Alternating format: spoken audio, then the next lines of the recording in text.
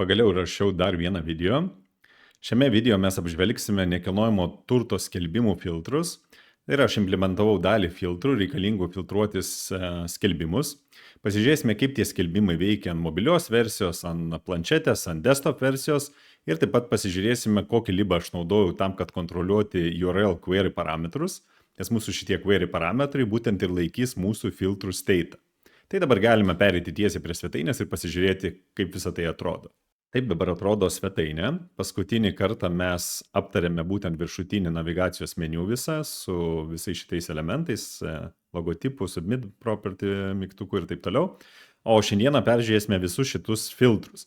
Tai šitiems filtrams aš kaip ir anksčiau esu minėjęs naudoju SHA-CN biblioteką, tai čia yra naudojami įvairūs inputai SHA-CN bibliotekos, popoveriai ir panašus komponentai. Tai pradėsime nuo to, gal pasižiūrėsime, kaip šitie filtrai atrodo ant skirtingų ekrano versijų, tai aš įsijungsiu inspektą.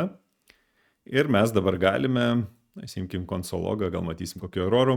Ir galime dabar, sakykime, mažindami matyti, kurie filtrai atsiranda, kurie dingsta, priklausomai nuo versijos ekrano. Tai yra nuo to, kiek pločio būtent ekranos išžima, ar tai yra desktopinė versija, ar tai yra kažkokia planšetė, ar tai yra mobile versija. Tai dabar, jeigu aš pradėsiu siaurinti ekraną, matome, kad pirmiausia mums dingo šičia bedrooms parametras, tai reiškia, jeigu aš padidinsiu, matom, atsirado bedrooms, tai tiesiog ant mažesnės versijos nusprendžiu išmesti bedrooms. Jeigu mes dar kartą mažinome, mums turėtų iškristi dabar price ir type, mes paliekam tik tai for sale arba for rent, tai yra šitus du parametrus pasirinkimui, ir paliekame taip pat lokacijos pasirinkimą. O jeigu dar mažiau sumažinsime šitą versiją, matome dabar dingo jau ir statuso filtras, tai yra for rent ar for sale. Ir galiausiai, jeigu dar labiau pamažinsime, turėsime mobile versiją ir kaip matome dabar pasirinkimas miestų yra viršuje, o šitas filters mygtukas, kuris išskleis jau visiškai visus turimus filtrus ir šitas Save Search, tai yra kuris išsaugos šiuo metu kažkokią atliekamą paiešką, tam, kad vartotojas vėliau galėtų pasižiūrėti, kokias jis paieškas pastaruoju metu darė ir pagal tą paiešką atsidaryti naujausius rezultatus. Tai va, tai viskas dabar gaunasi, kad nukeliama, tai yra pasirinktas column variantas, tai yra, kad šitas mygtukas būtų viršui, tie du mygtukai apačioj. Ir aišku, jeigu atgal skleisime, matome tie visi papildomi filtrai atsiranda priklausomai nuo turimos rezoliucijos. Taip pat dar vienas svarbus variantas, kas yra padaryta, tai yra scrollinant į viršų, matome, pas mumis dingsta viršutinė navigacija. Ir viršui mes turime tik tai matomų šitus filtrus. Tai yra tam, kad vartotojas galėtų lengvai vėl perjungti filtravimą, nereiktų jam važiuoti į viršų ir panašiai. Na ir aišku, tas pats variantas, jeigu mes dabar sumažinsime ant mobile versijos, tai kaip minėjau, viskas yra dviem eilutėm. Tai dabar jeigu mes irgi viršų važiuojame, matome irgi šitas filtras yra viršui vartotojui matomas, jeigu jis naudos mobilų telefoną. Taip, gerai, tai dabar galima grįžti pilną ekraną. Ir dabar pasižiūrėti, kaip veikia kiekvienas filtras atskirai. Tiesa, dar noriu paminėti, kad šitos kortelės jos yra tik tai dėl šito demo. Tai yra, čia kol kas yra visiškai tokios sukulti placeholderiai. Čia yra tiesiog tik tai tam, kad kai aš naudosiu šitos filtrus, aš esu pasidaręs mokinį backendą. Mokinis backendas, jisai yra pilnai veikiantis, ten yra šiek tiek pasirašęs esu migracijų tam, kad susikurti tam tikrų įrašų, padaręs dirbtinai 200 gal kokius tūkstančius įrašų. Tai ten tiesiog toksai paprastas Spring Boot appsas raninas Dockeryje ir tenai yra naudojama Postgres duomenų bazė ir va tokie sukurti visiškai mokiniai 200 000 įrašų. Tai mes, kai naudosime dabar šitus filtrus, tam pasižiūrėti, kaip jie veikia, tai šitie rezultatai realiai visi atkeliaus iš backendų. Tai yra bus matomos kainos, bus matomas tipas, kiek yra megamųjų, bus matoma lokacija šitoj vietoj, tai tie duomenys jau bus pilnai iš backendų. Ir čia, jeigu matote, šitie rezultatų kiekis, jis irgi yra tikras, tai yra būtent irgi iš to mokinto backendo bus rodomas kiekis, kiek yra rasta rezultatų pagal šitus pasirinktus filtrus. Taip, tai gerai, galime pradėti nuo pačio pirmojo filtro, tai šiek tiek trumpai papasakosiu, tai mes matome miestų pasirinkimą. Šiuo metu pats filtras iš savęs naudoja statinius šitus miestų duomenis, tai yra jie nėra kažkaip tai dinamiškai dabar paimami iš backendo, laikinai aš juos esu susidėjęs kaip tokį masyvą, jis yra visiškai frontende, vėliau pasidarysiu atskirą endpointą, kuris, kai jau daugiau skirsiu laiko backendui, kuris parsisiūs visus šitus esančius miestų įrašus, kadangi kol kas yra idėja, kad bus labai limituotas kiekis šitų didžiųjų miestų. Jeigu tai būtų didelis kiekis, aišku, tai būtų koks nors asinchroninis inputas, mes tiesiog darydami paiešką kreitumėmės į backendą, susirastume miestus ir panašiai. Šiuo atveju, kadangi tų miestų gali būti tik tai kelios dešimtis, tai visiškai neverta čia kiekvieną kartą backendą pirmyn atgal daryti tų get requestų, kad susirasti kažkokį tai miestą. Tai šiuo metu viskas daroma yra tik tai frontende šita paieška. Tai mes turime dabar inputą, turime visą sąrašą šitų miestų, kuriuos aš šiuo metu esu frontende susidėjęs. Ir dabar galime pasižiūrėti, kaip veikia paieška. Paiešką išnaudoju vieną iš būtent SHA-CN UI tokių kaip komponentų, vadinasi command. Jis leidžia, sakykime, pačiam, nerašant jokios ten didelės papildomos logikos, atlikinėti paiešką pagal daug įvairių, vadinkime, tų keyų, raktų arba ten kažkokių atskirų žodžių. Tai kaip pavyzdys dabar, jeigu aš parašysiu, pavyzdžiui, Barcelona, mes natūralu tokią paiešką tikrai netrodo sudėtinga padaryti. Bet papildomai dadėta yra logika, sakykime, aš dabar parašysiu B raidę, parašysiu C raidę ir N. Tai paimkime, parašykime šitas raides BCN ir matome, mums randa Barcelona. Ir dabar galime pabandyti paieškoti ir kitokių įrašų, tarkime, galbūt 2O raidės, pasižiūrime, įrašysime. Tai jisai bando surasti pagal tam tikrą, koks ten yra implementuotas paieškos mechanizmas, surasti kažkokius variantus. Tai šiuo atveju, jeigu Toronto, man atrodo, matau 3O raidės, pasižiūrim, jeigu 3 rašau raidės, Toronto rado ir rado dar, kurie turi 2 raidės. Greičiausiai, jeigu 4 įrašysiu, vis dar ras. O matom, jeigu 5 įrašiau, belieka Toronto. Tai po apačiai jie turi savo paieškos mechanizmą, kuris pakankamai gerai veikia, bent jau kiek išbandžiau įvairių kombinacijų, tai tikrai super variantas. Tai čia pirmas dalykas šitam filtrui yra paieška. Antras dalykas, jeigu randame, sakykime, pabandykim tos pačius O raidės ir dabar norim pasirinkti, spaudžiam Toronto, štai matome, atsiranda toksai tagas, kuriame mes turime pavadinimą, būtent pasirinktos lokacijos ir turim galimybę ištrinti. Tai šiuo atveju šitas pasirinkimas, kaip matome, jokių čia query parametrų ir else nėra. Tai čia yra toksai in temporary pasirinkimas. Tai yra, kol nepaspaudžiu apply, tol šitas pasirinkimas yra visiškai tik laikinas.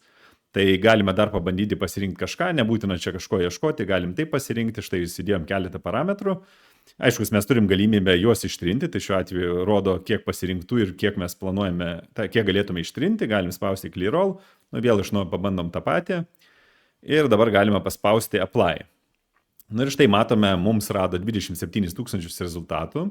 Dabar viršui URL query parametruose mes matom cities, mes turime 3 pasirinktus miestus, būtent tos, kuriuos ir pasirinkome. Štai atsidarius matome 3 pasirinkti miestai. Jeigu aš dabar išklyrinu ir uždarau, tarkime, tai matome, kad pas mus nieko neišvalė, nes kaip ir minėjau prieš tai, reikia paspausti apply. Tai čia mano buvo sprendimas, nes aš kiek pasižiūrėjau svetainių, tai nėra vientiso tokio modelio, kaip visi daro su būtent šituo, sakykime, variantu. Ar reikia spausti apply, ar ne. Nes kai kur yra padaryta, kad ant kiekvieno pasirinkimo yra iš karto fetchinama duomenys, tai yra iš karto į backendą siunčiamas naujas papildomas parametras, jeigu yra pasirenkamas, ir tada, tarkim, dažnai būna koks nors done mygtukas ir galbūt rodo skaičių, kiek rado.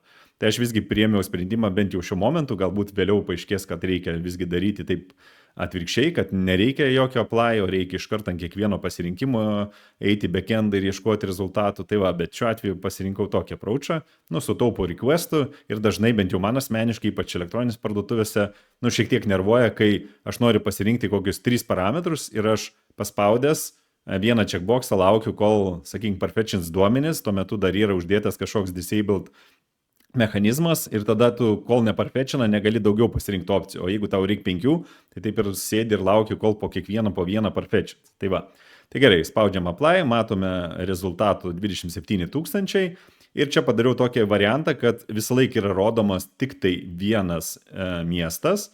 Jį galima atskirai ištrinti ir dar rodoma, kiek dar papildomai pasirinkta.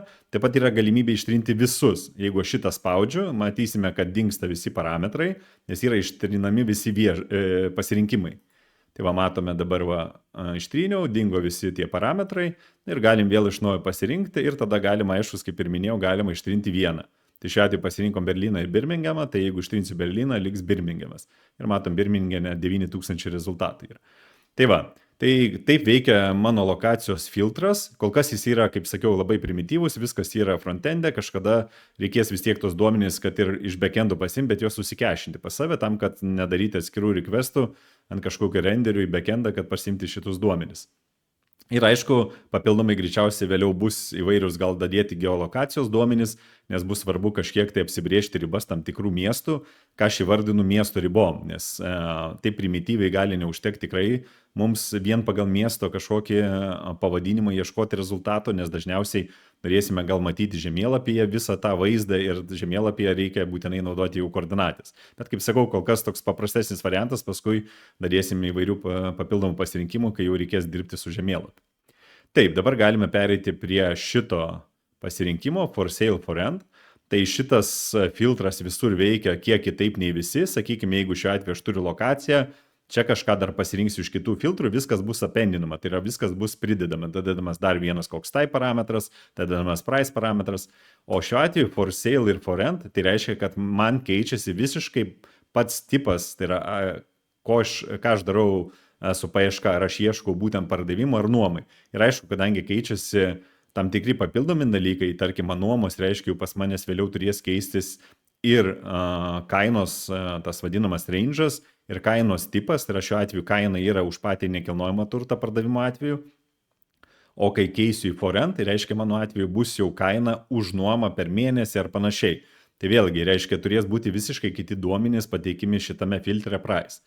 Tai kai yra pasirenkama šiuo atveju kitas filtras statuso for rent, matome pas mumis tada dingsta kiti prieš tai buvo pasirinkimai. Tai šiuo atveju aš turėjau pasirinktus miestus, tai šiuo atveju aš dabar turiu tiesiog jau ištrinti visus šitus pasirinkimus tam, kadangi aš keičiu visiškai paieškos statusą.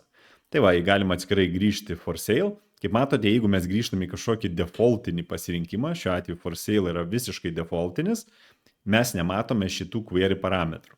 Tai aš paskui, kai trumpai pristatysiu libas, su kuriuo aš čia dirbu tam, kad valdyti šitus parametrus, tai ten matysite, yra tokie nustatymai, kuriame nurodoma yra ta vadinama defaultinė reikšmė. Ta defaultinė reikšmė reiškia, jinai yra panaikinama, nes tai yra, bet kuriuo atveju yra tai defaultas. Tai tam, kad mes galėtume matyti kažkokį parametrą, jis reiškia, neturi patekti kaip defaultinė reikšmė. Tai yra pakankamai logiška, nes jeigu mes turim daug kur čia kažkokių defaultinių reikšmių, tikrai neverta jų visų matyti čia query parametruose. Taip, dabar for sale parodžiau. Tai mes, kad daugiau tų query parametrų susidėtų, galime pasirinkti for rent. Matome, šiuo atveju atsiranda status rent. Gerai, tada dar papildomai pasirinkime Berlyną, Barceloną, ir užteks, sakykime, 2 miestus. Taip, matome, mes turime 18 000 rezultatų iš šių 2 miestų ir būtent tų skelbimų, kurie yra skirti nuomai. Dabar pabandykime pasirinkti kažkokius tipus šitų, vadinkim, skelbimų. Tai gali būti apartamentai, penthouse'as, house, townhouse. Čia dabar kol kas dadėjau tik tai pačius pagrindinius, vėliau ten reiks dar gerai peržiūrėti, kiek ir kokių ten tų tipų nekilnojamo turto objektų reikia turėti, tai šitie yra patys pagrindiniai. Tai sakykime, mumis domina gal apartment ir penthouse. Ir pabandome šitus pasirinkti 2. Ir matome, jau sumažėjo rezultatų, turim 9 000 ir čia viršui turim type lygu apartment penthouse. Tai šiuo atveju šitas query parametras type, tai yra pakopotų, tai yra masyvas. Tai yra mes jį, kai vėliau pasiemame, mes turime jau šito parametro type reprezentaciją, tai bus pas mumis masyvas, kuriame bus šitos 2 reikšmės. Visiškai tas pats variantas yra su cities, tai yra masyvas, kuriame bus va šitos 2 reikšmės, Berlin ir Barcelona. Taip, šitas komponentas property type naudoja tokį reusable komponentą, kurį irgi galėsiu trumpai parodyti, kurį aš paskui perparnaudojau likusiuose šituose komponentuose. Ką reiškia reusable? Tai reiškia, kad aš turiu tokį konteinerį, kuriame yra pavadinimas, uždarimo šitas X mygtukas, clear mygtukas ir apply mygtukas. Tai yra, šitas visas konteineris yra reusable ir vienintelis, kas jame keičiasi, tai keičiasi va šitas turinys. Dabar jeigu atsidarome price, matome visiškai taip pat, čia yra skirtumas tik tai šitie 2 dropdownai. Tas pats yra su bedrooms, irgi skiriasi 2 dropdownai.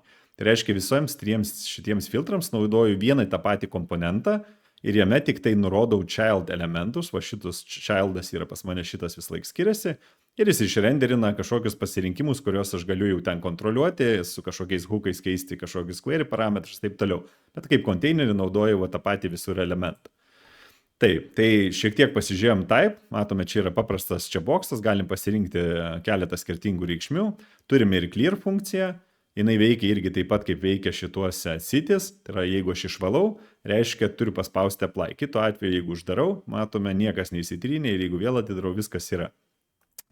Taip, toliau einame prie Price. Price turi nuo iki, tai sakykime, galim pasirinkti nuo 50 000, pabandykime 100 000.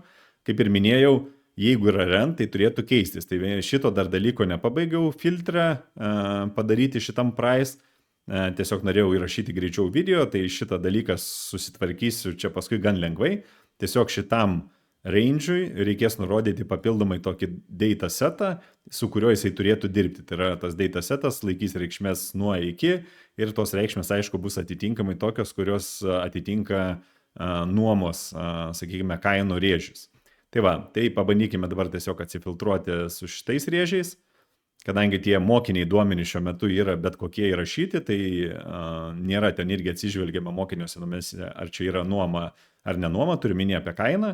Tai va, tai mes dabar turime jau atfiltravę tokį kainos rėžius, kaip matome, nuo 50 000 iki 100 000, mes turime 880 skelbimų ir matome, čia kainos visur yra jos realios iš backendo.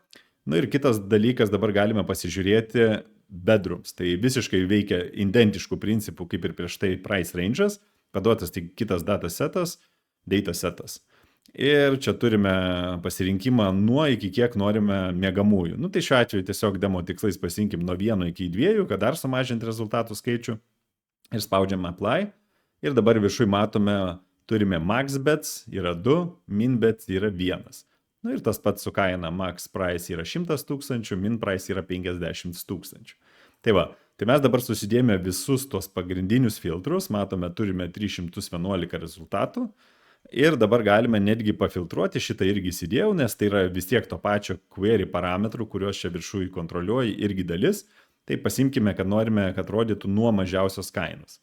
Pas manęs, kiek pamenu, mažiausia kaina prasideda nuo 50 000 ir tenai tose vadinamose repeatable migracijose esu pasidaręs tokį, sakykime, iteraciją, kurį iteruoja ir prasideda kaina pirmoji nuo 50 000 ir paskui pagal atsitiktinį random ten išskaičiavimą išskaičiuoja tas kainas kiekvienam properčiui, kai juos tiesiog sugeneruoja kaip mokinius duomenys. Tai va, tai matome, turime didėjančią kainos 50 141, 50 165 ir taip toliau. Ir čia didėja tos kainos. Tai va, ir kaip matome, turime miestus Barceloną ir turime Berlyną ir matome va, visi skelbimai iš Barcelona, Berlynas, two bedrooms matome, tai vienu žodžiu viskas filtrai veikia kaip ir tikimės. Tai yra į backendą suvažiavo štai toks requestas, aišku, suvažiuoja tenai kaip objektas, tai apie backendo jau visą tą filtravimą galėsim pakalbėti kitose dalyse, kai aš jau pradėsiu šiek tiek rodyti, ką ir kaip darau backende. O dabar biškai daugiau skirsiu dėmesio frontendinį dalį, kol pasidarysiu pačius pagrindinius dalykus. Tai va, tai šiuo atveju, kas liečia pačius filtrus, kaip ir viską parodžiau. Vienintelio, ko dar šioje dalyje neparodžiau, tai yra šitas filtras mygtukas, bet jo dar neimplementavau, nes tiksliai dar nesu apgalvojęs, kiek ir kokių filtrų papildomai reikės. Bet čia bus principas panašus, tiesiog bus štai toksai išvažiuojantis iš šono šytas, tame šyte tiesiog bus sudėti visi filtrai, kuriuos galima bus susirinkti, pašalinti irgi kaip čia, galima bus padaryti kažkokį pasirinkimus laikinus ir kol nebus paspaustas apply, jie nebus pritaikyti. Tai va, tai tiek trumpai apie visus šitus filtrus, dabar galime šiek tiek perėti prie kodą ir trumpai bent jau parodysiu, kaip sustruktūravau, kur ką susidėliojau, kad šitie filtrai veiktų. Nes jeigu pasižiūrėtume tiesą inspektą, dar norėjau vieną dalyką atkreipti, einame į network tabą ir pabandykime dabar tiesiog pasikeisti query parametrus. Nu, sakykime, dasidėkime kažkokį dar vieną miestą, Londono, kaip kitaip be Londono, spaudžiam apply. Ir matome, kad pas mumis nėra tas standartinis fetch requestas, kurį mes dažniausiai matome, jeigu yra kažkoks React appsas, nes tai yra client-side applicationas, tada tuo atveju būna. Ir mes tada dažnai matome kažkokį requestą į kažkokį API. Tai šiuo atveju mes matome, kad mūsų visgi įvyko pats getas tiesiai mūsų šitą svetainę, nei kažkokį API, kur, kaip ir minėjau, standartiškai matome, nes mes naudojame šiuo atveju server-side komponentą Tai yra visi šitie parametrai, kuriuos aš čia pakeičiu, jie pasikeičia, čia naudojami yra client side visi komponentai šitoj vietoj, kur visi filtrai, bet tada yra naudojamas papildomas flagas, toks shallow false, kuris leidžia šitus parametrus, kai jie pasikeičia, perduoti į server side komponentą ir tame server side komponente, gavę šitus aš parametrus, atlieku requestą į backendą. Šiuo atveju aš neexposinau savo API'us ir galiu pakankamai saugiai naudoti būtent visus API callsus. Aišku, vis tiek machine to machine callse vis tiek reikės turėti kažkokį tokeną ar kažką, kad identifikuotis, bet šiuo atveju, tarkime, paprastam vartotojui mano API'us nėra matomas. Tai yra, jis atsidarė šį čia network tabą, jisai nematys šitų requestų. Na, tai yra didelis pliusas, nesugalvos kažkas ten pasižaisti ir ten, sakykime, pabombarduoti mano API'us. Taip, tai galime perėti, kaip ir minėjau, prie kodo ir pasižiūrėti trumpai, kaip aš ką padariau.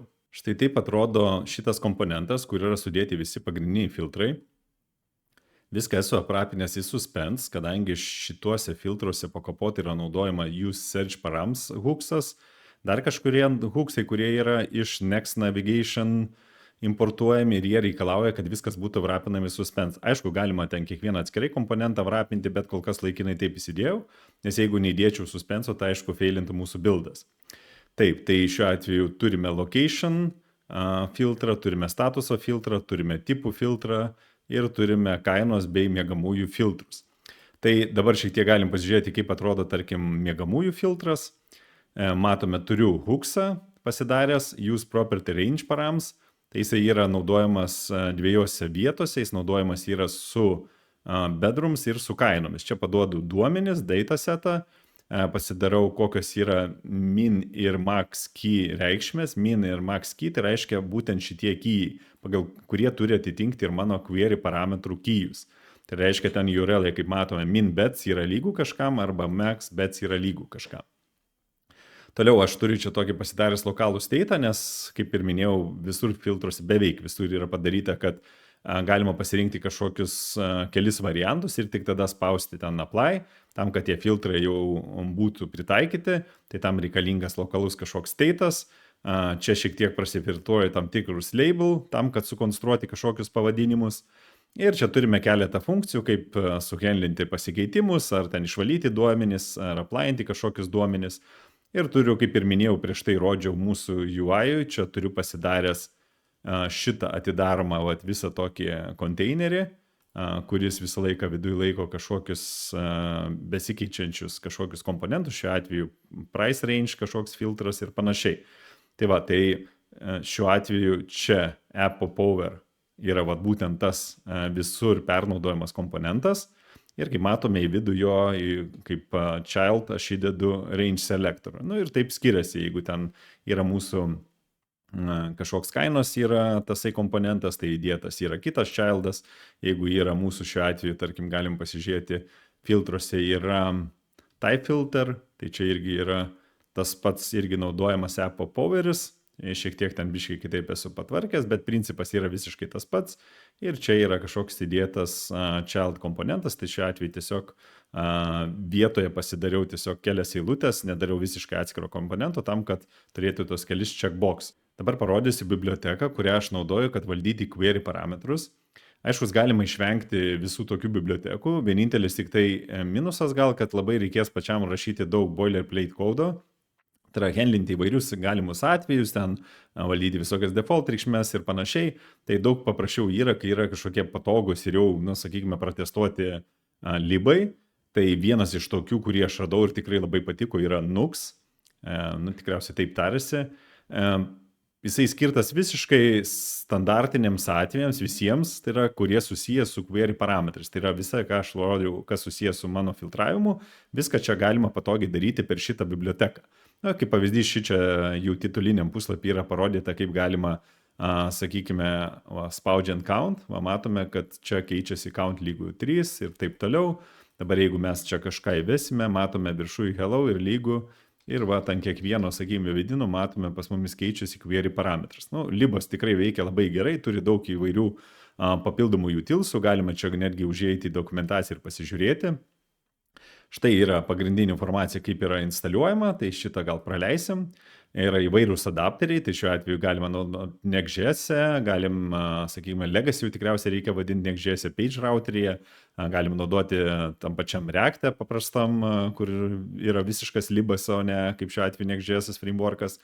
Ir yra keletas pavyzdžių, kaip yra naudojama, sakykime, su paprastais standartiniais atvejais, tai čia parodyta visa implementacija, kaip tą galima daryti. Ir galime šiek tiek gal dar čia prieiti prie parserių ir pasižiūrėti, kokie yra inbuilt parseriai.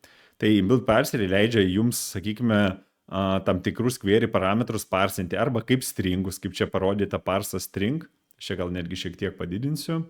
Taip pat yra atveju, kaip galima parsinti kaip integerius, tai yra mums reikia, kad būtų būtent iš query parametrų pasiemamas ta reikšmė ir jinai būtų paverčiama į integer reikšmę, floating point reikšmės ir daug kitų įvairių.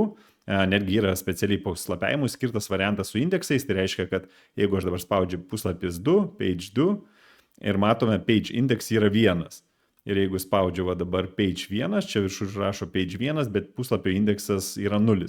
Tai pavyzdžiui, kai aš dirbu su Spring Bootu ir ten mes naudojam paginationą, tai visą laiką pirmasis puslapis prasideda nuo nulinio indekso. Tai labai patogu, pačiam nieko nereikia rašyti logikos.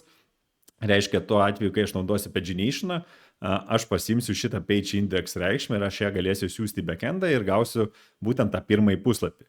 O čia jis bus rodomas kaip pirmas puslapis, kaip vienetas, o backendė bus priimama kaip 0. Tas pats yra susijęs su parseriais, kurie skirti bulynų reikšmėms, taip pat yra literal reikšmės, tai reiškia, mes turim kažkokią apibriežtą kaip šiuo atveju masyvą galimų reikšmių ir mes paduodame, kad čia mes naudosime šitas reikšmės. Tada yra pakankamai patogu, turint jau kažkokį rinkinį ir nurodus defaultinę reikšmę, mes galime tokiu būdu, sakykime, neleisti, netgi pakeisti kažkokių reikšmių ir jų atpažinti, jeigu vartotojas nusprendė, sakykime, čia pahakinti tuos query parametrus ir pats rankomis kažkokias rašyti reikšmės, tai automatiškai turint deklaruotas galimas reikšmės, galima labai lengvai tada defaultinti į kažkokią default reikšmę, o jeigu yra kažkokie galimos reikšmės, tai jis labai lengvai išsiparsinsis tas galimas reikšmės. Taip, ir paskui yra dar papildomai daugiau šitų inbuilt parserių, numeric, literal, senumai, dates and timestamps ir taip toliau. Ir tiesa, yra dar papildomi dalykai, kurie skirti server side'ui, nes kadangi dirbame su Next.js, reiškia, reikia pasižiūrėti, ką mes galime daryti papildomai ir server side'e, kas yra svarbu. Tai šiuo atveju irgi pareina dalis įvairių parserių, kurie yra iš serverio, tai yra nux/server, ir papildomai galima susikurti įvairius loaderius ir taip toliau. Tai čia yra daug įvairių galimybių, kurios jau skirtos šiuo atveju kaip pavyzdys Next.js frameworkui, čia matau remixui, yra React šiuo atveju client-side pavyzdys. Tai daug įvairių dalykų, galima netgi užsikešinti kažkurios dalykus, tos visus paramsus, taip kad šitas libas yra pakankamai, nežinau, ar žodis galingas tinka, bet atliekantis visiškai visus, bent jau iki šiol ką man reikėjo pasidaryti, visas funkcijas. Sekančiai dalyje aš parodysiu, kaip atrodys jau galutiniai šitie kardai, kur bus matoma pagrindinė objekto nuotrauka, sudėlioti visi pagrindiniai su nekilnojamu turto objektu susiję duomenys.